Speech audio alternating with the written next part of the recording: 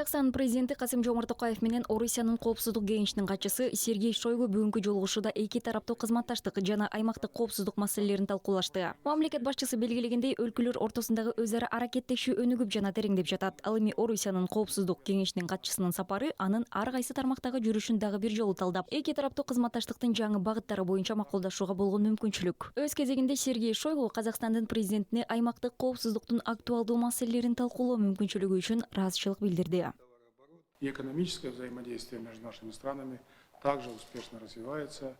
Биздин өлкөлөрдүн ортосундагы экономикалык өз ара аракеттешүү ийгиликтүү өнүгүүдө. Бизде 171 долбоор боюнча макулдашууга жетишилди. 50дөн ашык долбоор ишке ашыруунун акыркы баскычына чыкты. Орусия учурда Казакстандын экономикасына негизги инвесторлордун бири болуп саналат. Биздин мамлекеттердин укук коргоо органдарынын, коргоо мекемелеринин линиясы боюнча да өз ара аракеттешүү ийгиликтүү өнүгүп жатат деп ойлойм.